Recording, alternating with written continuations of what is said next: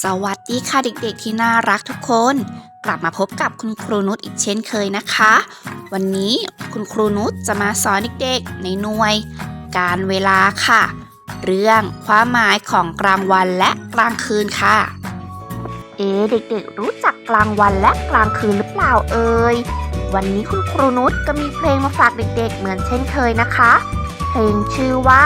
ดวงอาทิตย์ดวงจันทร์ค่ะเด็กๆพร้อมหรือยังถ้าเด็กๆพร้อมแล้วนะคะเราไปฟังพร้อมๆกันเลยค่ะ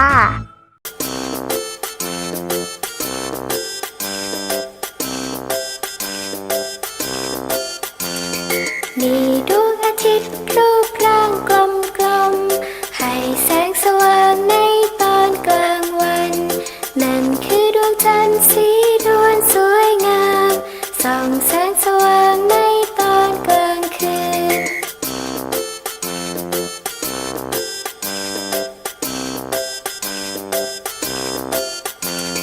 มีดวงอาทิตย์รูปร่างก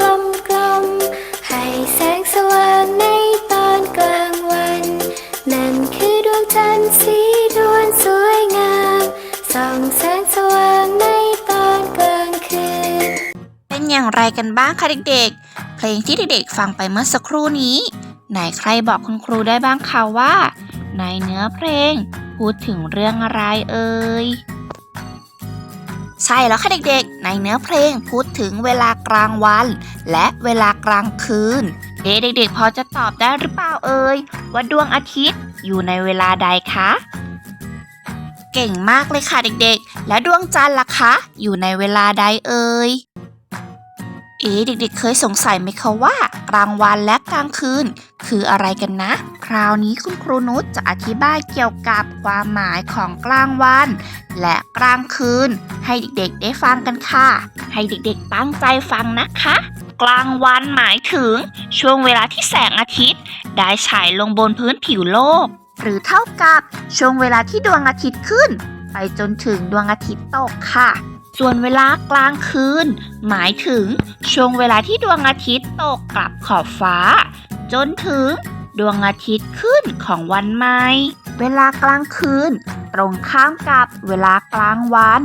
ซึ่งรวมกันเป็น24ชั่วโมงค่ะเด็กๆคะวันนี้คุณครูนุชก็มีเกมจะมาชักชวนให้เด็กๆได้เล่นกันด้วยนะคะเด็กๆพร้อมกันหรือยังนะถ้าเด็กๆพร้อมแล้วเราก็ไปเริ่มกันเลยค่ะข้อที่1ภาพใดเป็นเวลากลางวันคะคุณครูนุชจะให้เวลาเด็กๆคิดนะคะ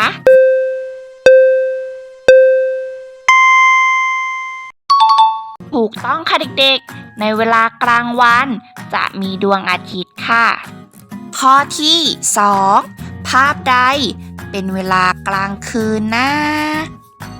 เด็กๆเลือกภาพไหนคะระหว่างภาพที่1หรือภาพที่2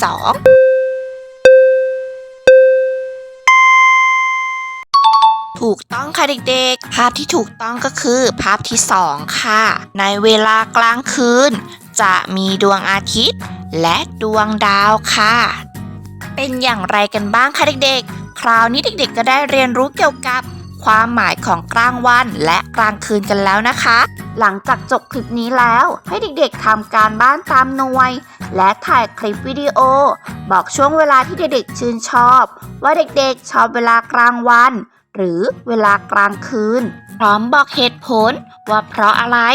มาให้คุณครูนุชและเพื่อนๆทราบกันด้วยนะคะสำหรับวันนี้คุณครูนุชต้องขอตัวลาไปก่อนแล้วค่ะเด็กๆไว้พบกันใหม่ในคลิปหน้านะคะ